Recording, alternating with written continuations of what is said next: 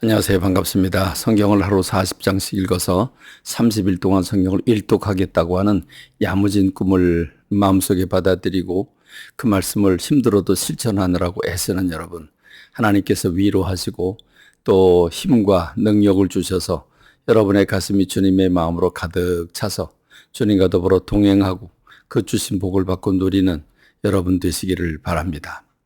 오늘 우리가 함께 묵상할 말씀은 다니엘서부터 오바댜에 이르는 말씀입니다. 다니엘서 또 호세아, 요엘, 아모스 그리고 이 오바댜까지 이제 우리가 읽게 되겠는데 뭐 5권의 성경이지만 40장 전후쯤 됩니다. 그러니까 여러분이 편안하게 읽으시면 되겠는데 참 성경이 오묘하게 기록되어 있지 않습니까?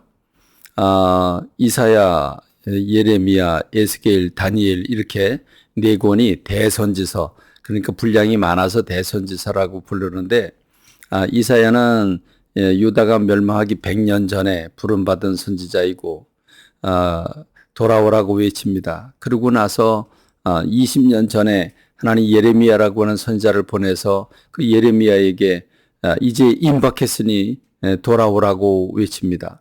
그리고 에스겔서인데 에스겔서는 에스겔이 유다가 멸망하기 5년 전에 부름을 받습니다.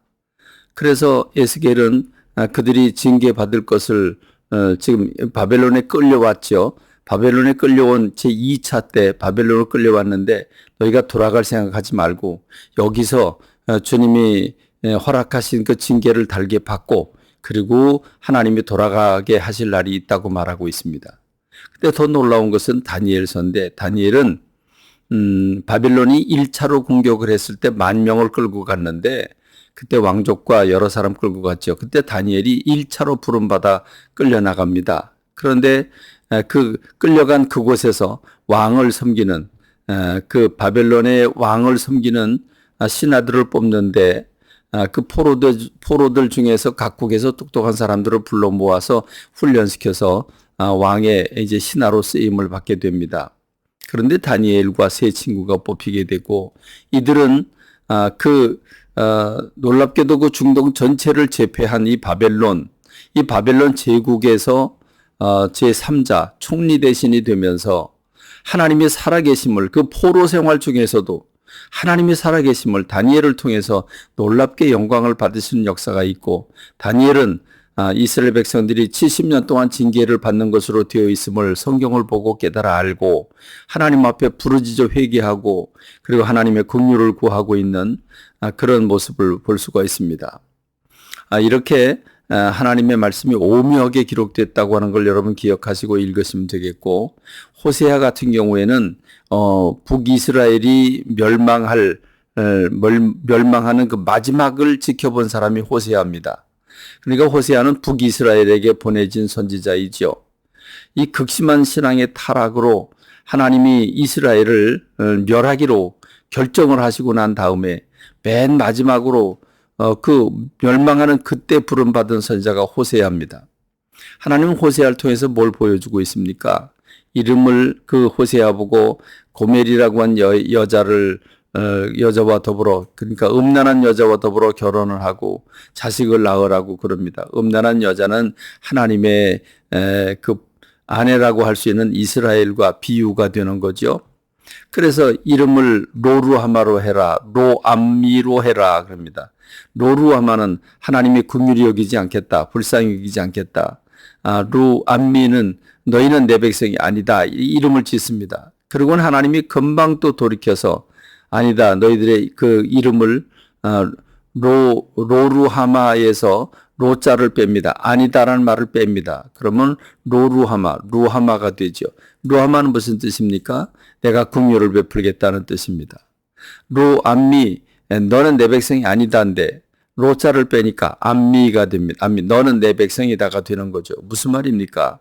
하나님은 이제라도 돌이키라는 거죠.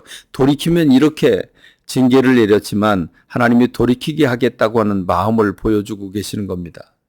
요엘이라고 하는 선지자 남유다가 이제 여호와의 날, 크고 두려운 여호와의 날, 하나님의 심판의 날이 다가오고 있다고 하는 사실을 얘기하고 있고 그럼에도 불구하고 깨닫지 못하는 그들에게 하나님께서 징계를 내리시지만 성령을 보내주셔서 남녀가 다 회복하게 될 거라고 하는 걸 얘기해주고 있는데 성령의 강력한 임재가 초대교회 때 일어나게 됐죠. 이미 요엘이라고 하는 선지자를 통해서 예언된 바이고 그것을 성령 충만 받은 제자들이 요엘 선지자가 말한 것이 우리들에게 완성됐다라고 말하고 있는 모습을 볼 수 있죠.